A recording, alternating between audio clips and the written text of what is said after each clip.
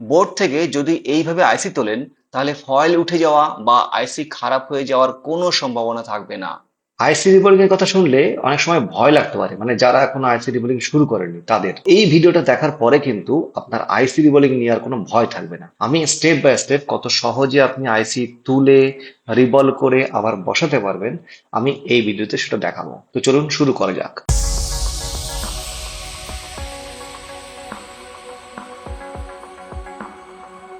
প্রথমে আইসিটা আমাদের তুলতে হবে, হিট দিয়ে তুলতে হবে। তো এক্ষেত্রে আমাদের বেশ কিছু পয়েন্ট কিন্তু মনে রাখতে হবে। যে আইসিটা আমরা তুলতে চাইছি, ধরে নিচ্ছি এই আইসিটা আমরা হিট দিয়ে তুলতে চাইছি, তোলার আগে সব থেকে বড় যে পয়েন্টটা আমাদের মনে রাখতে হবে সেটা হচ্ছে আইসিটা কোন দিকে ঘুরে বসানো আছে। এখানে দেখুন আইসির নাম্বারটা লেখা আছে এবং এই কোনায় দেখুন একটা ডট আছে। এই ডটটা কোন দিকে আছে এটা আগে আমাদের জেনে নিতে হবে। আমরা যখন আইসি রিবোলিং শুরু করেছিলাম না, তখন তো আমাদের কাছে ক্যামেরা মোবাইল ছিল না। তো এখন আপনি চাইলে একটা ছবি তুলে নিতে পারেন যে কোন দিকে ডটটা ছিল, অথবা বর্ণীয় দেখে আমরা সেটা দেখতে পারি। কিন্তু এই দুটো অপশনকে যদি আপনি কাজে লাগাতে না চান, আর একটা শর্টকাট উপায় আছে। সেই শর্টকাট উপায়টা আমরা আগে ব্যবহার করি। সেটা হচ্ছে এই ডটের সোজাসুজি ঠিক এরকম জায়গায় গ্রাউন্ডে, কোন একটা গ্রাউন্ডে আপনি চাইলে এখানে হতে পারে একটা দাগ দিয়ে নিলেন। দেখুন একটা ছোট দাগ হয়ে গেল। এই দাগটার দিকে ওই ডটটা আছে, এটা আমরা কিন্তু মনে রাখতে পারবো। এরপর আপনি এই আইসিটাকে খুলুন। এবার আইসিটা খোলার আগে যেটা করবেন, যেহেতু আমি আইসিটার উপরে হিট দেব, তো এই সময়টায় এই হিটটা আশেপাশে সমস্ত পার্টসের গায়ে কিন্তু লাগবে, এবং তাতে করে এই সমস্ত পার্টসের কিছু হবে না, কিন্তু যে প্লাস্টিক ধরনের পার্টস গুলো রয়েছে, কানেক্টর, ব্যাটারি কানেক্টর, বা এখানে এটা হতে পারে এলসিডি কানেক্টর বা বিটুবি কানেক্টর, যাই হোক এটার কিন্তু ক্ষতি হতে পারে। এই জন্য আমি কি করবো, এটাকে গার্ড দিয়ে দেবো। এটা গার্ড দেওয়ার জন্য দুটো অপশন আপনার কাছে আছে। এক হচ্ছে হিট প্রুফ টেপ আছে এরকম, এটাকে এখানে লাগিয়ে দিতে পারেন। অথবা আপনার কাছে যদি ক্যান থাকে, ছোট ক্যান, মানে আগে তুলেছেন এরকম যদি ক্যান থাকে, সেটাও কিন্তু আপনি বসিয়ে দিতে পারেন। এরকম একটা ক্যানও আপনি এখানে বসিয়ে দিতে পারেন, যেটা আপনার সুবিধা হবে। এরপরে আপনাকে এই আইসিটাকে হিট দিয়ে তুলতে হবে। হিট দেওয়ার আগে যেটা আপনি করবেন সেটা হচ্ছে UV559। এই পেস্টটা খুব পপুলার একটা পেস্ট, মার্কেট থেকে এটা কিনবেন। কিন্তু কেনার আগে খেয়াল রাখবেন, এটা কিন্তু অনেক কপি বেরিয়ে গেছে, মানে মেকানিকের UV559। মানে আমি নিজে কিনতে গিয়ে কিন্তু ওই ডুপ্লিকেটটা আমাকে দিয়ে দিচ্ছিল। তা আমার হঠাৎ করে সন্দেহ হলো, তাই জন্য আমি আর কিনিনি। খেয়াল রাখবেন বিষয়টা। আচ্ছা, এবার আমি এটাকে হিট দেবো। হিট দেবো কত, 350°সেন্টিগ্রেড হিট, আর এয়ার একদম কম। এবার হিট দেওয়ার সময় এই জিনিসটা আপনাকে একটা জিনিস খেয়াল রাখতে হবে, আমি এটাকে চট করে ধরে তুলে নেবো না। দেখুন, গায়ের জোরে মোবাইলের কাজ নয়, একটিও শক্তি আপনাকে এখানে খরচ করার দরকার হবে না। এবার যখন হিট হবে, এই আইসির নিচে যে বলগুলো আগে থেকেই রয়েছে, সেগুলো কিন্তু বেশি হিটে গলবে, এরকম ধরনের পিপিডি বা পেস্ট দিয়ে তৈরি করা হয়েছে। তো এইবার তোলার সময় কিন্তু আপনার একটু সময় লাগতে পারে, সেই জন্য কোনো চিন্তা করবেন না। আপনি আস্তে আস্তে এরকম ঘুরিয়ে হিট দিতে থাকুন। আর যেটা করবেন, চট করে ধরে তুলে দেবেন না, মানে উপরের দিকে ধরে তুলে দেবেন না, এইভাবে ধরে উপর দিকে টানবেন না। এইটাই আপনাকে খেয়াল রাখতে হবে। আপনি এখানে কি করবেন, আপনি আইসিটাকে ধরে ডান দিকে বা দিকে ঠিক এইভাবে আইসিটাকে একটু নাড়ানোর চেষ্টা করবেন। যখন দেখবেন যে নড়ে যাচ্ছে, তখনই এটাকে ধরে তুলে নেবেন। এইটা শুধু আপনাকে খেয়াল রাখতে হবে। আর আপনি হিটটাকে নর্মালি দিতে থাকুন। দেখুন দিতে দিতে এক সময় আশেপাশে যে শোল্ডার গুলো আছে, এই যে শোল্ডার গুলো আছে, এগুলো কিন্তু গলে যাবে।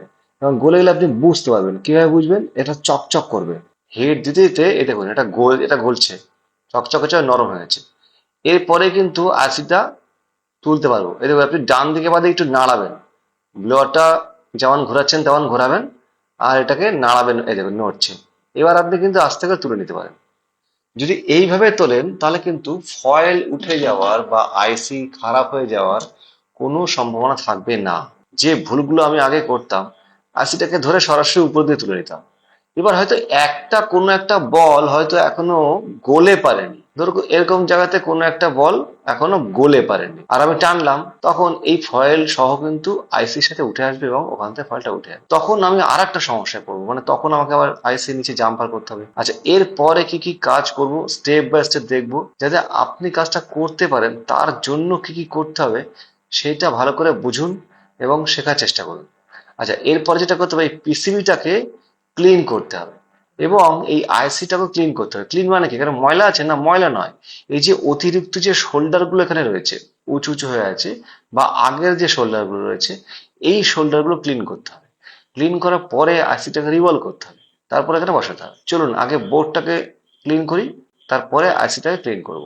বোর্ডের যে বলগুলো মানে অতিরিক্ত শোল্ডার গুলো, এগুলো ক্লিন করার অনেকগুলো পদ্ধতি আছে। তো আমি আপনাকে যেটা আজকে দেখাচ্ছি এটা কিন্তু আমার কাছে একদম সহজতম পদ্ধতি মনে হয়েছে। শুধু সহজ নয়, আমার সেফ মনে হয়েছে, যাতে কাজটাও ভালো করে হবে এবং ক্ষতি না হয়। এই দেখুন, ডিশোল্ডারিং উইক, এটা হচ্ছে আপনার মেকানিকের R300। তো এটাকে আপনি একটু একটা ভাঁজ করে নিচ্ছি একটু, যেন আমি এটাকে টুইটা দিয়ে ধরতে পারি এরকম ভাবে।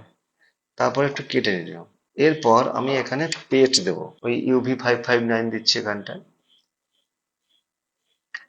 বাঁ হাতে ব্লোয়ারটা নিয়ে একই হিট থাকবে, 350 থাকবে। আমি এখানে হিট দিয়ে আমি সব জায়গায় এটাকে ছড়িয়ে দিলাম পেস্টটাকে। এইবার দেখুন কি ম্যাজিকটা হচ্ছে, দেখুন এখানে আমি জাস্ট এখানে হিট দিচ্ছি, আর এই যে আমার হাতে ডিশোল্ডারিং উইক যেটা আছে, এইটার সাথে পুরো শোল্ডারটা উঠে আসবে, কি সুন্দর দেখুন। এবং বোর্ড জানতেই পারবে না যে এর বোর্ড থেকে শোল্ডার গুলো মানে এইভাবে তুলে নেওয়া হচ্ছে, এবং কি সুন্দর করে উঠে যাবে দেখুন, একদম সমান হয়ে যাবে। কিন্তু আপনাকে একটু ধৈর্য ধরে এটা করতে হবে। এটা যদি আপনি করেন এভাবে, ফয়েল উঠে যাওয়ার কোনো সম্ভাবনা থাকবে না।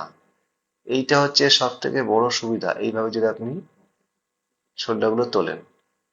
দেখুন কি সুন্দর সব উঠে যাচ্ছে, মনে হচ্ছে না আমি ব্রাশ দিয়ে ধুলোগুলো সরিয়ে দিচ্ছি, এরকম একটা বিষয় মনে হচ্ছে না আমার। কি সুন্দর লাগছে, আমার কাজটা করতেও ভালো লাগছে।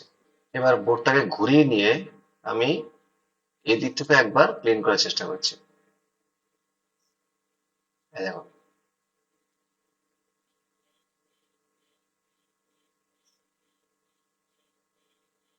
ঠিক আছে, পুরো এক্সট্রা শোল্ডার যা ছিল সবটা কিন্তু উঠে গেল।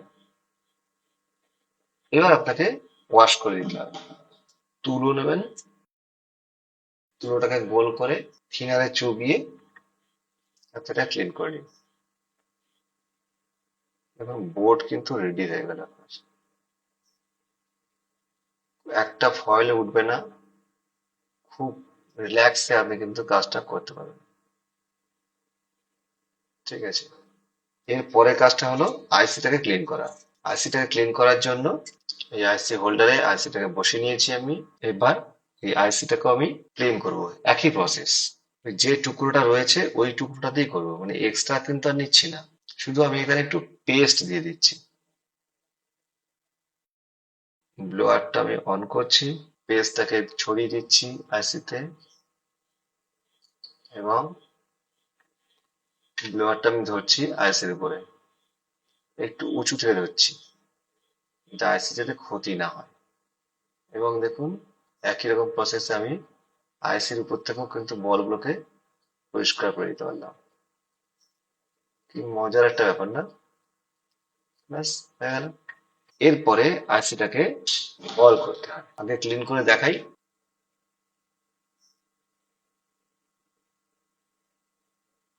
হয়েছে চকচকে,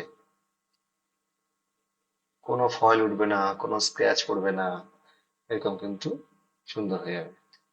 একটু অ্যাঙ্গেলে দেখা যাক, দেখুন, ঠিক আছে। এবার কি করতে হবে, আইসিটাকে বল করতে হবে। টুল কোম্পানির একটা ম্যাগনেট প্লেটের উপরে টিস্যু পেপার দিয়ে তার উপরে আইসিটা বসিয়েছি, তার উপরে আমি স্টেনসিলটাকে সেট করেছি। এরপর আমি এরপরে পিপিটি দেবো, তারপরে হিট দেবো, বল তৈরি হয়ে যাবে। দেখুন কি মজার জিনিস। হ্যাঁ, একটু ধরে নিচ্ছি এভাবে, ধরে আমি এখানে পিপিটি দিচ্ছি।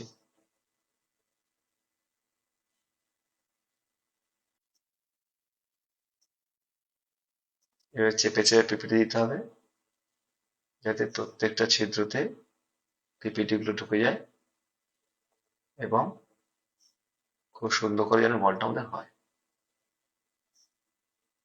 এবার এটাকে পুরোটা তুলে নিলাম,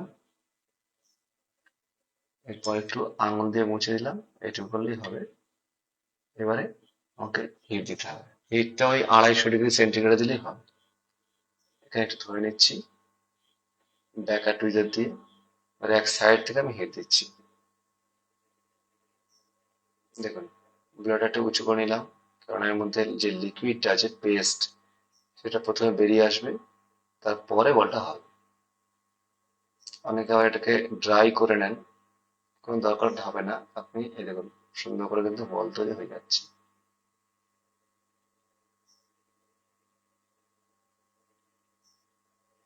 হয়ে গেল। একটা জিনিস আপনি খেয়াল করলেন, আমি ব্লোয়ারটা তুলে নেওয়ার পরে কিন্তু এই হাতটা ছাড়িনি, এটা কিন্তু ধরেছিলাম। তার কারণ এটা ছেড়ে দিয়ে কিন্তু বলগুলো নষ্ট হয়ে যেত। তো এটা কখন চালাম, একটু পরে। এই ছোট ছোট বিষয়গুলো একটু খেয়াল করতে হবে। হ্যাঁ, আমি এটা যখন ধরে নি, মানে টুইজার দিয়ে ধরেছিলাম বা হাত দিয়ে, এটা পরে ছাড়লাম। ঠিক আছে, শুকিয়ে গেল তারপরে। এবার এটাকে তুলে নেব এবং হাঁচিটাকে খুলে নেব। কিছুই না, ব্রাশ এবং থিনার দিয়ে আমি এটাকে ওয়াশ করবো। পেস্ট গুলো ক্লিন হয়ে যাবে এবং হাঁচিটা নিচ থেকে বেরিয়ে যাবে। আমি টানবো না, ঠেলবো না, দেখুন একা বেরিয়ে যাবে। দেখুন, দেখুন হাঁচি উঠে এলো, তার মানে খুব রিল্যাক্সে, কোনো আমি প্রেশার দিইনি। এবার এটাকে ক্লিন করতে হবে। এইভাবে ব্রাশ দিয়ে ক্লিন করে নেবেন।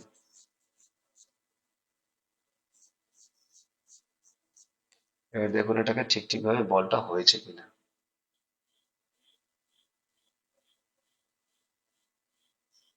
ঠিক আছে, এই হচ্ছে আইসির বল তৈরি করা। এবার কি বলুন তো, আপনি দেখলেন, এবার এটা আপনাকে প্র্যাকটিস করতে হবে। প্র্যাকটিস করলেই আপনি দেখবেন নিজে কিন্তু করতে পারবেন, আর অসুবিধা হবে না। এবার কি করতে হবে বলুন তো, এরপরে আশিটাকে তো বসাতে হবে। কি দিয়ে বসাবো আমরা? আইসিটাকে বসাবো পেস্ট দিয়ে। এবারে একটা কাজ করব, এই আইসিটাকে আর একবার হিট দেবো পেস্ট দিয়ে। বলগুলো আরো সুন্দর হয়ে যাবে, মানে একদম গোল হয়ে যাবে। এটা এটা দেওয়ার দুটো কারণ। যখন আমরা বসাবো তখন আর পেস্ট দেব না, এই যে এখন দিয়ে একবার হিট দিচ্ছি, মানে আশিটাকে যখন বসাবো তখন কিন্তু আর পেস্ট দেব না, এতেই হয়ে যাবে। এবার হিট দিচ্ছি, পুরো আশিটা ছড়িয়ে যাচ্ছে এই পেস্টটা, এবং সুন্দর করে সোল্ডিং, আর একবার সোল্ডিং হবে এবং চকচক করবে। দেখুন এটা গললেই চকচক করবে। এই দেখুন সব কটা গলছে, এদিকে গুলো গলেছে, এবার ওদিকে গুলো গলবে।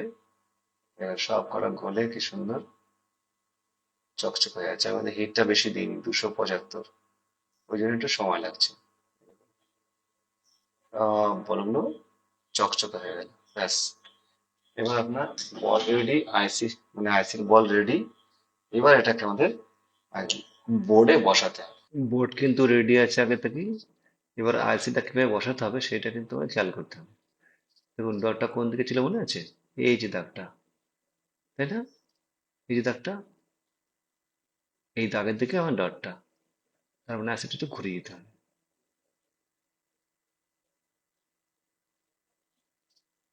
তাহলে এরকম হবে।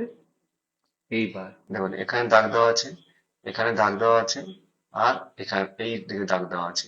এই দাগের মধ্যে বসবে। ঠিক আছে, সেটাকে আগে মেজারমেন্ট করে নিন, তারপরে হিট দেবেন। এগুলো একটু খেয়াল করলে কিন্তু আপনি একবারেই আইসি বসিয়ে দিতে পারবেন, কোনো অসুবিধা হবে না। ঠিক আছে, এবার আপনি হিট দিন। হিট কিন্তু আমি বাড়াইনি, ওই 275। কেন বলুন তো, যে পিপিটি দিয়ে আমি বল করেছি সেই পিপিটি হলো 183°C। মানে ওই হিটেই ও কিন্তু গলতে শুরু করবে।